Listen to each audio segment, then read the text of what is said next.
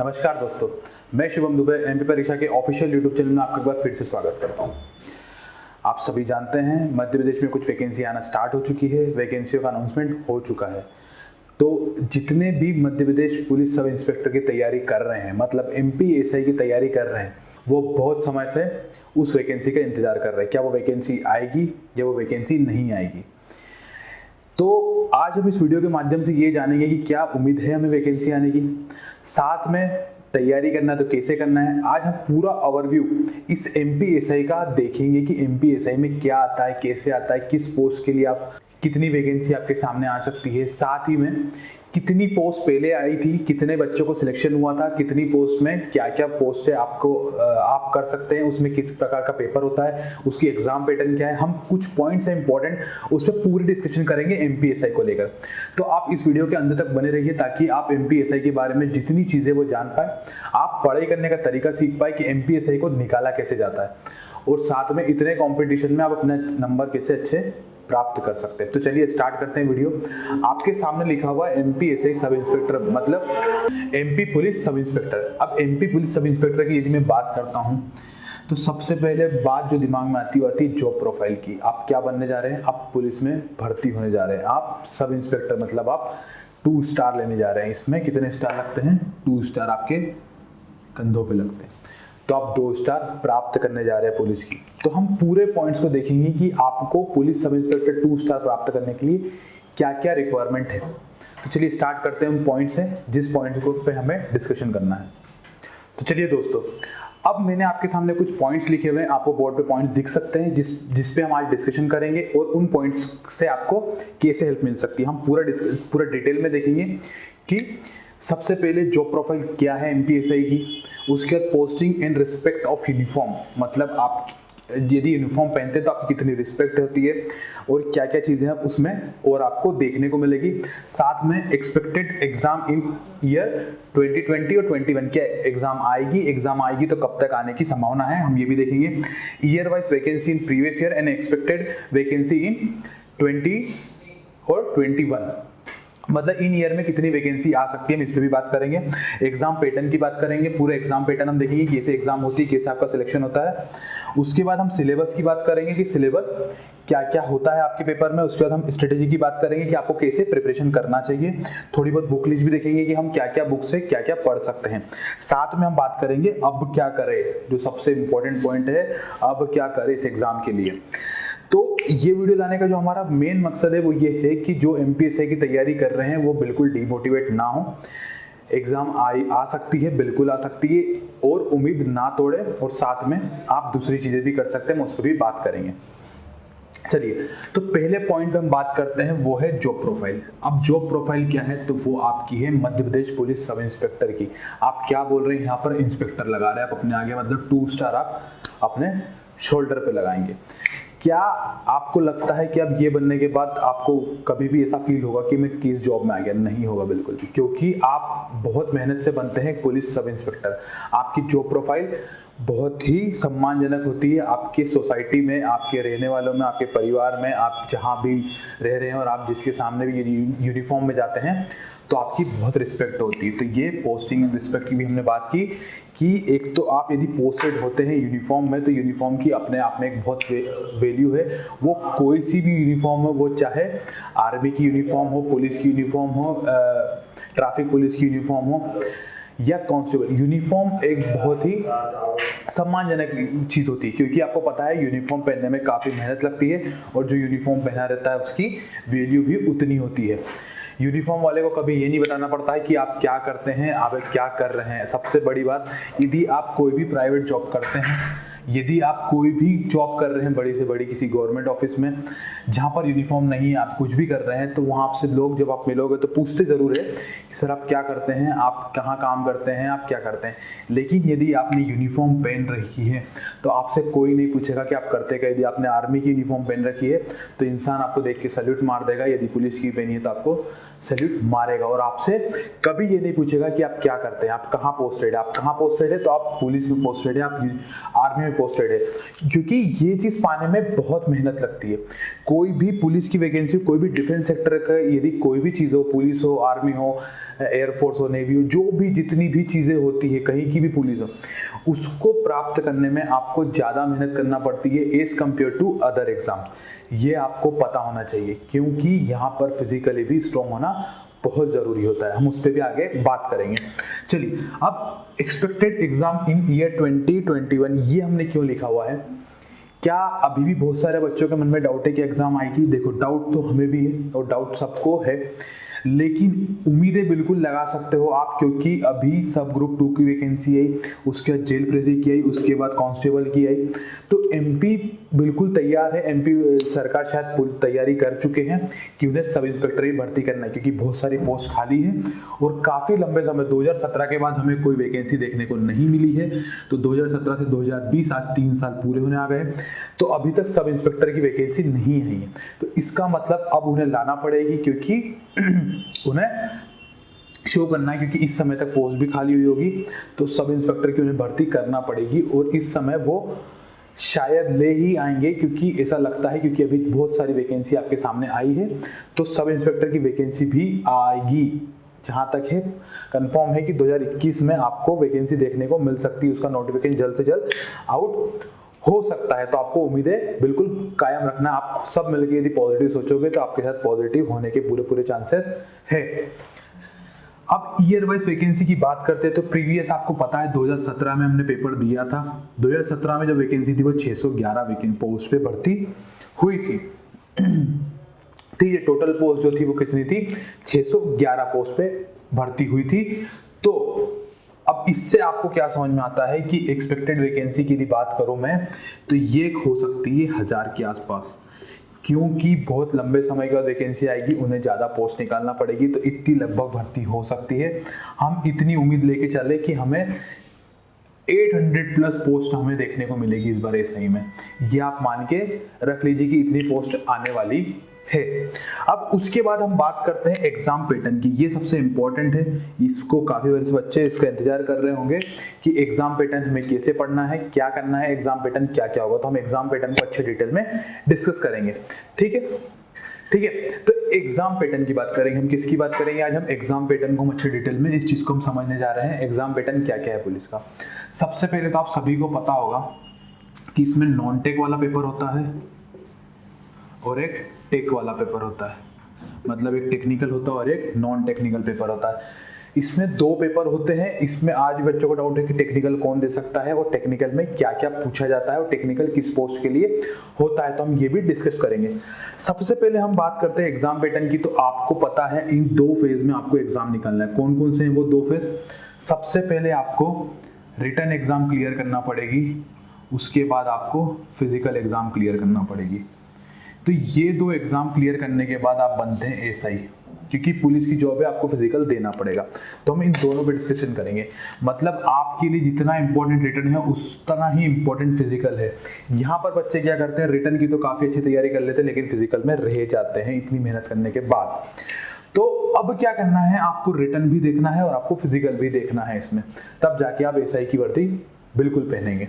ठीक है, तो नॉन टेक होता है, टेक होता है। हमने देखा कि आपको 2 फेज में एग्जाम होती है। तो ये था एग्जाम पैटर्न। एग्जाम पैटर्न की बात करते हैं तो यहाँ पर नॉन टेक की बात करेंगे हम। तो नॉन टेक में आपको क्या क्या देखने को मिलेगा? यहाँ पर एक तो हिंदी यहाँ पर आपको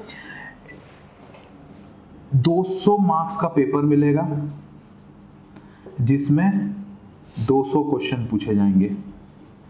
इसमें सब्जेक्ट हम देखेंगे तो 200 क्वेश्चन आपके सामने होंगे नॉन टेक वाले में और 100 क्वेश्चन आपके सामने होंगे टेक वाले में। ये आपको ध्यान रखना है। तो टोटल इन दोनों का जो पेपर होता है वो होता है 300 नंबर का, 300 मार्क्स का और 300 क्वेश्चंस का। मतलब ये अलग होता है, ये अलग शिफ्ट में होगा और ये टेक वाला अलग शिफ्ट में होगा। तो ये आपको ध्यान रखना है। ठीक है, अब उसके बाद मैं बात करता हूँ सिलेबस की। सिलेबस क्या होता है, बात करते हैं हम सिलेबस की। तो सिलेबस हम पहले नॉन टेक की बात करेंगे, क्योंकि इसमें सबसे ज्यादा स्टूडेंट भाग लेते हैं और सबसे ज्यादा कंपटीशन भी नॉन टेक में होता है। तो नॉन टेक में आपको पता है 200 क्वेश्चन का पेपर होता है और 200 मार्क्स का होता है। ठीक है, 200 मार्क्स का होता है। इसमें क्या क्या होता है, सबसे पहला जो पोर्शन होता है वो होता है हिंदी का, फिर होता है इंग्लिश का, और फिर होता है जीएस का, जो इंक्लूड करता है हमारा मैथ्स, मतलब जीके का पेपर होता है पूरा। उसमें मैथ्स आता है, उसमें जीके आता है, साइंस आता है, उसमें रीजनिंग आता है। ये हमें देखने को मिलता है जो सेकंड पेपर होता है, मतलब सेकंड पेपर नहीं, ये जो हिंदी और इंग्लिश होता है ये टोटल 100 मार्क्स का होता है, और ये जो होता है ये पूरा 100 मार्क्स का होता है। तो ये दो में टूटते हैं 100 मार्क्स और 100 मार्क्स में, ये आप सभी को पता होगा, और ये जानना भी जरूरी है आपके लिए यदि नहीं पता है तो, क्योंकि पेपर पैटर्न आपको पता होना चाहिए कोई भी एग्जाम निकालने के पहले। अब हिंदी की बात करते हैं, तो हिंदी के टोटल आपको 70 क्वेश्चन यहाँ देखने को मिलते हैं, और इंग्लिश के आपको 30 क्वेश्चन यहाँ देखने को मिलते हैं, मतलब 100 मार्क्स आप हिंदी और इंग्लिश से पा सकते हैं। उसके बाद बात करते हैं हम मैथ्स की, तो मैथ्स के लगभग 20 क्वेश्चन देखने को मिलते हैं, जीके के लगभग 20 से 25 क्वेश्चन देखने को मिलते हैं, साइंस के लगभग 20 क्वेश्चन साइंस के भी आपको देखने को मिलेंगे, और मैथ्स और रीजनिंग को मिला के हमें टोटल 25 के आसपास क्वेश्चन देखने को मिलते हैं, ये आपको पता होना चाहिए, ठीक है।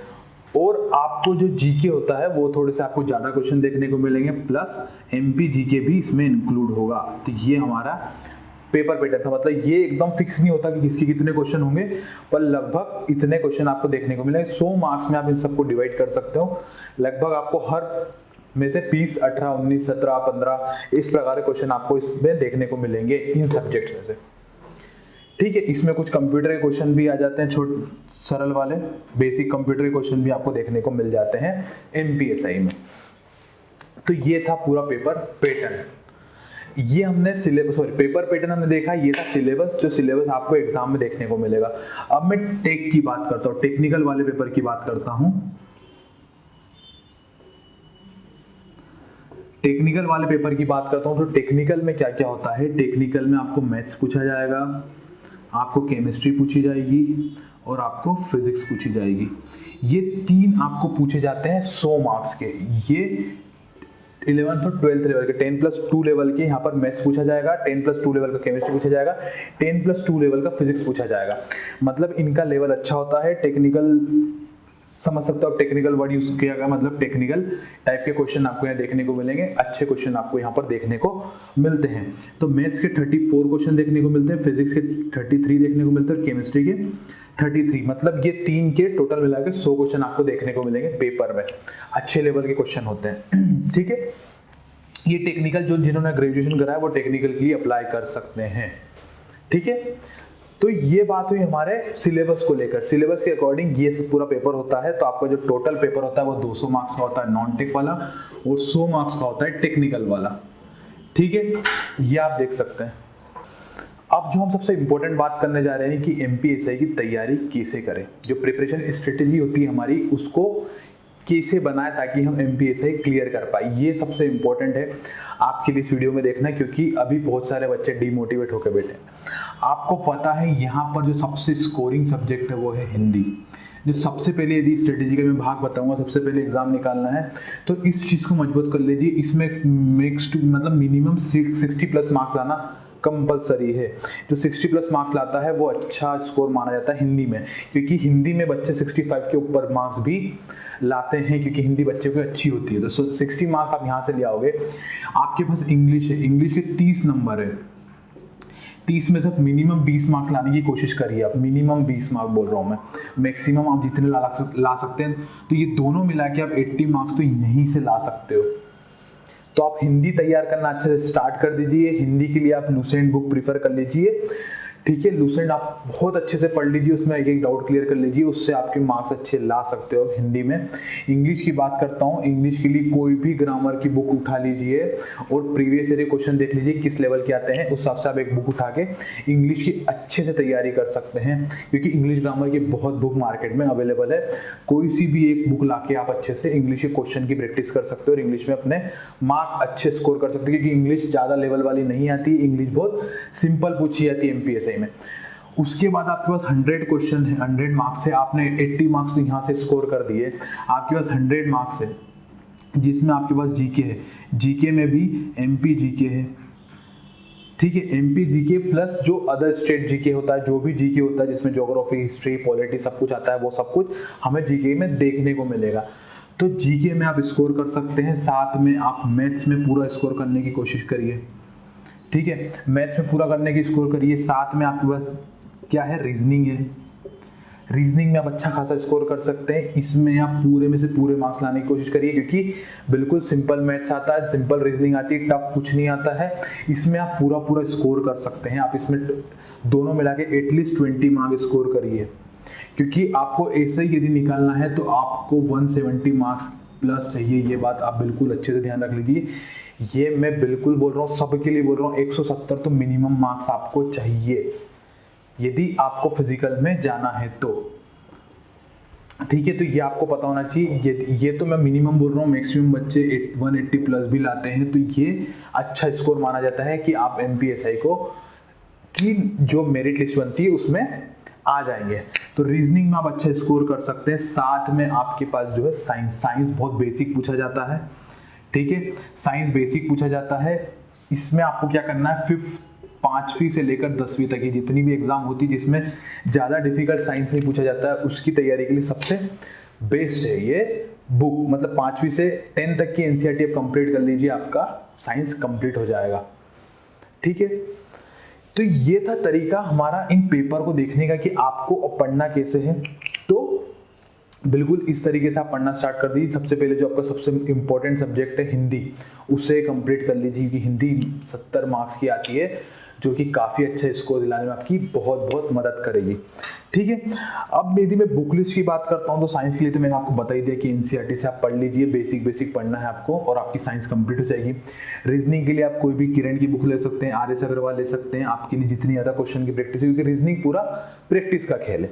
उसके बाद मैथ्स की हम बात करते हैं तो मैथ्स के लिए भी आप आर एस अग्रवाल प्रीफर कर सकते हैं, राकेश यादव की आप प्रीफर कर सकते हैं। हायर मैथमेटिक्स प्लस अर्थमेटिक और एडवांस वाले मैथ्स को आप अच्छे से पूरा सॉल्व करके आप एमपीएसआई की मैथ्स पूरी तैयार कर सकते हैं। ये आप ध्यान रखा। हिंदी का मैंने बता ही दिया था, लुसेंट। जीके के लिए कोई बुक नहीं होती, लेकिन जीके की मैं रिवीजन बुक जरूर बता दूंगा, मैं उसको रिवीजन बुक ही बोलूंगा, वो है लुसेंट। लुसेंट से सिर्फ रिवीजन होता है, लुसेंट से डीप पढ़ाई नहीं होती है। उसके लिए आप अलग अलग बुक ले से प्रीफर कर सकते हो, ज्योग्राफी की अलग कर सकते हो, पॉलिटी की अलग कर सकते हो, हिस्ट्री के अलग कर सकते हो। तो ऐसी यदि आप बुक्स लेते हो अलग अलग तो आप अच्छे से कर सकते हो। साथ में एमपी जीके के लिए मैग्रू हिल करके जो बुक आती है उसकी साथ में उसकी ऑब्जेक्टिव भी आती है, और ऑब्जेक्टिव तो आती है साथ में उसकी डिटेल बुक भी आती है, मतलब उसकी थ्योरी बुक भी आपको देखने को मिलेगी मैग्रू हिल्स की। ठीक है, ये आप ले सकते हो, अच्छी बुक है एमपी जीके, उससे आप अच्छे से कवर कर सकते हो। ठीक, तो ये अपन ने बुक की बात करी जो आपको करना है। अब यदि मैं बात करूं कि आपको निकालना है हाउ, मैंने ये लिखा हुआ last point, what to do now. अब आपको क्या करना है इस एग्जाम को क्रैक करने के लिए। इस एग्जाम की जो बहुत समय से तैयारी कर रहे हैं उनके लिए तो थोड़ी सी दिक्कत वाली बात है, क्योंकि उनको ऐसा लगता है एग्जाम नहीं होगी। अब हमारा क्या होगा, क्योंकि हमने हमारा समय बहुत बिगाड़ दिया। इतना समय बिगाड़ा है तो थोड़ा सा समय और बिगाड़ लो, क्योंकि वैकेंसी आने की पूरी संभावना है। वैकेंसी आएगी, आप निकाल दोगे और एमपीएसआई बन जाओगे, तो लोग आपसे कुछ नहीं बोलेंगे कितने साल आपने क्या करा। यदि अब तैयारी छोड़ दी, मतलब वो बोलते हैं ना कि लास्ट में यहाँ पर हम गड्ढा खोद रहे हैं और यहाँ है सोना, यहाँ तक गड्ढा खोद के कभी हार मत मानो, गड्ढा खोदो तो थोड़ा सा और ट्राई कर लो, शायद अब वो चीज़ आने ही वाली हो। ठीक है, तो आपको ये चीज का भी ध्यान रखना। हम फिजिकल की बात करेंगे कि फिजिकल की क्राइटेरिया क्या क्या है, एज लिमिट क्या क्या है। तो एज लिमिट बता देता हूं मैं। यदि आप अदर स्टेट के हो, हम पुराने जो नोटिफिकेशन आया था उसके साथ डिस्कशन कर रहे हैं, उसके बेसिस पे डिस्कशन कर रहे हैं। यदि कुछ भी चेंजेस होंगे नए नोटिफिकेशन में तो हम उसको डिटेल में क्लियर कर देंगे। तो 18 से 25 साल ये अदर स्टेट वालों के लिए है, और 18 से 33 साल ये एमपी में जो रहते हैं उनके लिए है। साथ में ये अनारक्षित मतलब जनरल कैटेगरी के उनके लिए है। बाद में एसटी एससी और इनके लिए 5 साल का +5 का बेनिफिट आपको मिल जाएगा। तो ठीक है, 18 से 33 साल के। यदि आपकी एज लिमिट जा चुकी है तो आप दूसरी तैयारी करना स्टार्ट कर सकते हैं, दूसरी एग्जाम को अच्छे से टारगेट करके क्वालिफाई कर सकते हैं। तो एज का भी इसमें फैक्टर है। अब फिजिकल की हम बात करेंगे थोड़ी सी कि फिजिकल में क्या क्या होता है और फिजिकल में क्या क्या देखा जाता है। यदि आपको एमपीएसआई की पोस्ट लेना है तो आपको जो ये वर्ड है फिजिकल, इसमें बहुत काम करना है। क्योंकि फिजिकल बहुत इंपॉर्टेंट रोल प्ले करता है। मैं आपको एक चीज़ बता दूं, पिछली बार जो फॉर्म डले थे वो डले थे लगभग 2 लाख, लगभग 2 लाख बोल रहा हूँ मैं। इस बार यदि फॉर्म आया तो इसका डबल भी कर लो या ट्रिपल भी कर लो, क्योंकि बच्चे काफ़ी समय से इंतजार कर रहे हैं और काफ़ी बच्चे इसका फॉर्म डालेंगे। तो जितनी भी पोस्ट आई, मान लो 800 पोस्ट आई तो 4000 बच्चों को शॉर्टलिस्ट किया जाएगा, मतलब 5 गुना बच्चों को शॉर्टलिस्ट किया जाता है। तो 8 पंजे 40, तो 4000 बच्चों को शॉर्टलिस्ट किया जाएगा। किसके लिए? वो है फिजिकल के लिए। तो आपको ये ध्यान रखना है कि फिजिकल में 2 लाख भी मान लेते हैं तो 2 लाख में से सिर्फ 4000 बच्चों को तो फिजिकल के लिए शॉर्टलिस्ट किया जाएगा। उसमें से 800 बच्चों का सिलेक्शन होगा, उसमें से 800 बच्चों का सिलेक्शन होगा जो कि एकदम जो रिटर्न भी निकाल चुके हैं अच्छे से, जिनके रिटर्न में भी अच्छे स्कोर था और जिनका फिजिकल में भी अच्छा स्कोर था। फिजिकल में मतलब जिन्होंने फिजिकल पूरा क्लियर करा है, क्योंकि रिटर्न के नंबर बहुत इंपॉर्टेंट होते हैं जब आप शॉर्ट लिस्ट होते हो, जब आपकी मेरिट लिस्ट बनती है। पता लगा आपने बहुत कम स्कोर करा लेकिन आप इसकी किस क्राइटेरिया में आ गए, 4000 लोगों में आप फिजिकल के लिए चले गए। फिजिकल आपने अच्छे से निकाल दिया लेकिन उसके बाद भी मेरिट लिस्ट आने का वेट करना पड़ता है, क्योंकि हो सकता है आपके मार्क्स के कारण आप मेरिट लिस्ट में नाम नहीं है और वेटिंग में आपका नाम आ जाए। ठीक है, तो फिजिकल में बात करते हैं, यहाँ पर मेल के लिए अलग क्राइटेरिया और फीमेल के लिए अलग क्राइटेरिया है। ठीक है, तो आपको पता है 800 मीटर की तो दौड़ होती है, 800 मीटर की दौड़ होती है दोनों के लिए, लेकिन जो टाइमिंग होती है वो होती है 2 मिनट 40 सेकंड। किसके लिए होती है? मेल के लिए। फीमेल के लिए बात करूँ तो मैं 3 मिनट 30 सेकंड, ये होती है टाइमिंग हमारी फीमेल के लिए। ठीक है, तो ये आपको ध्यान रखना है अच्छे से। ठीक है, और ये आपको एक बार आपको मौका दिया जाएगा, दौड़ में हमेशा एक बार मौका दिया जाता है। उसके बाद यदि मैं बात करूं गोला फेंक की, यहाँ पर गोला फेंक भी होगा, फिजिकल में आपका गोला फेंक भी होगा। तो गोला फेंक कितनी दूर फेंकना है आपको? मेल के लिए यदि फेंकना है तो गोला फेंक आपको फेंकना पड़ता है 19 फीट, ये मेल के लिए है। और फीमेल के लिए बात करूं तो मैं ये 15 फीट आपको गोला फेंकना पड़ता है। ठीक है, 15 फीट गोला फेंकना पड़ता है। अब यहाँ पर दोनों के वेट भी अलग अलग है। तो आपने देखा यहाँ पर हमें 800 मीटर दौड़ना है, मेल को 2 मिनट 40 सेकंड में और फीमेल को 3 मिनट 30 सेकंड में। गोला फेंक की बात करी हमने, 19 फीट गोला फेंकना है। लड़कों को उसका वजन कितना रहेगा? 7.26 kg। और यदि मैं फीमेल की बात करता हूँ उनके लिए 15 फीट फेंकना, उनके लिए 4 किलो का गोला रहेगा। ये आपको फिजिकली क्राइटेरिया पता होना चाहिए। इसमें लंबी कूद भी होती है, तो लंबी कूद लड़कों को जो कूदना पड़ती है वो कूदना पड़ती है 13 फीट, ये आपको पता होना चाहिए। और जो लड़कियों के लिए होती है वो होती है 10 फीट, मतलब लंबी कूद आपको 13 फीट कूदना है यदि आप लड़के हो तो, और फीमेल हो तो आपको 10 फीट कूदना है। ये लंबी कूद की बात हो गई। तो हमने फिजिकल की बात करी, लेकिन क्या फिजिकल में कुछ क्राइटेरिया ऐसे होते हैं जिसमें आप कुछ नहीं कर सकते, इसमें आप मेहनत करके निकाल सकते हैं। लेकिन यदि आपकी हाइट कम है, मैं हाइट की बात करता हूं, ये जो दौड़ होती है फिजिकल में, जितनी भी दौड़ होती है, गोला फेंक होता है और लंबी कूद होती है, इसको आप अपनी मेहनत करके निकाल सकते हैं। लेकिन हाइट आपकी जो है वो एक्यूरेट होना चाहिए। वो कितनी मांगते हैं यहाँ पर? लड़कों के लिए 167.5 सेंटीमीटर हाइट कंपलसरी है, मतलब इससे आप छोटे हैं तो आप वहीं से बाहर हो जाएंगे, आप फिजिकल नहीं दे पाएंगे। फीमेल के लिए बात करता हूं तो वो है 152.4 सेंटीमीटर। ये किसकी हाइट है? गर्ल्स की हाइट है, मतलब फीमेल की इतनी हाइट होना चाहिए। तो आप हाइट अभी से मेजर कर सकते हैं, क्योंकि आपकी हाइट इतनी कंपलसरी है, क्योंकि इससे कम हुई तो आप फिजिकल नहीं दे पाएंगे। मैं लड़कों के चेस्ट की बात करता हूं तो लड़कों का चेस्ट यहाँ पर माना गया है 81 to 86 सेंटीमीटर, मतलब फुलाने के पहले 81 सेंटीमीटर और फुलाने के बाद 86 सेंटीमीटर होना जरूरी है। मतलब 81 सेंटीमीटर नॉर्मल आपका होना चाहिए और 86 सेंटीमीटर फुलाने के बाद होना चाहिए। तो ये थे हमारे फिजिकल के क्राइटेरिया, ये कंपलसरी है, ये होना चाहिए। ठीक है, और आपकी जो विजन है वो भी क्लियर होना चाहिए, तो आप विजन में भी देख सकते हैं। ठीक है, अब आपने रिटर्न निकाल दिया, आपने फिजिकल निकाल दिया, उसके बाद एक और चीज होती है, वो होती है इंटरव्यू। ये इंटरव्यू बहुत इंपॉर्टेंट रोल प्ले करता है आपका सब इंस्पेक्टर बनने में, जो 10 मार्क्स का होता है और ये काफी महत्वपूर्ण होता है। इसमें बिल्कुल जनरल क्वेश्चन पूछे जाएंगे आपसे, आपको बस कॉन्फिडेंट रहना है और इंटरव्यू देना है तो आपका सिलेक्शन हो जाएगा। क्योंकि यहाँ पर कोई भी ऐसे क्वेश्चन नहीं पूछे जाते हैं जो बहुत टफ हो, बिल्कुल जनरल क्वेश्चन, आपसे ही रिलेटेड क्वेश्चन पूछे जाते हैं जो कि, लेकिन वहां पर यह चेक किया जाता है कि आप कितने कॉन्फिडेंट हो। तो हमेशा कॉन्फिडेंट रहना है, क्योंकि आप एक एसआई बनने जा रहे हो, आप 2 स्टार लेने जा रहे हो। तो ये था पूरा सब इंस्पेक्टर का जो ओवरव्यू, एमपी सब इंस्पेक्टर का ओवरव्यू था कि क्या क्या होता है, क्या एग्जाम पैटर्न है, क्या क्या सिलेबस है और क्या क्या हमें करना है। अब तो अब हमें क्या करना है, वो करना है सिर्फ तैयारी, वो है रिटन की, वो है फिजिकल की। यदि आप सिलेक्शन लेना चाहते हैं सब इंस्पेक्टर में तो बी फिट, फिजिकली फिट होना पड़ेगा आपको। तो आप डेली वर्कआउट करना स्टार्ट कर दीजिए, डेली रनिंग करना स्टार्ट कर दीजिए, क्योंकि आपको फिजिकल भी निकालना है। साथ में रिटन की बात करता हूं मैं, तो रिटन के लिए अभी से पढ़ाई करना स्टार्ट कर दीजिए। जब तक नोटिफिकेशन नहीं आ रहा, मिनिमम आप 3 से 4 घंटे की स्टडी सिर्फ सब इंस्पेक्टर की करना स्टार्ट कर दीजिए, क्योंकि जैसे ही नोटिफिकेशन आएगा, ज़्यादा समय एग्जाम का नहीं होगा, तब आप पूरा सिलेबस कवर नहीं कर पाओगे। तब आपको सिर्फ रिवीजन करना है। खुद के नोट्स तैयार करिए, सबसे इंपॉर्टेंट है आप खुद के नोट्स तैयार करिए। खुद की एक फाइल बनाइए जिसमें आप पूरा डिटेल में लिख सके, चीज़ों को अपने हिसाब से लिख सके और तैयारी और बेहतर कर सके। लास्ट में आपको सिर्फ रिवीजन करना है। मैं आपको एक और चीज़ बताना चाहूँगा, ठीक है, तो मैं आपको एक महत्वपूर्ण अनाउंसमेंट कर देता हूं। मतलब बहुत समय से चल रहा है हमारे ऐप पे। यदि आप परीक्षा ऐप पे आते हो तो आप फ्री में डेली डोज दे सकते हो। डेली डोज क्या होता है, 10 क्वेश्चन आपसे पूछे जाएंगे जिसके लिए आपको 10 मिनट मिलेंगे, और ये बिल्कुल हर टॉपिक पर रिलेट करते हैं और ये बिल्कुल ऑनलाइन होते हैं, एग्जाम पैटर्न पे होते हैं। ठीक है, तो एग्जाम पैटर्न के आधारित पे क्वेश्चन आपको दिए जाएंगे, जिसमें आपको 10 क्वेश्चन इंग्लिश के देखने को मिलेंगे, जो कि शाम को 6 से 7 बजे के बीच में इंग्लिश का डेली डोज होता है।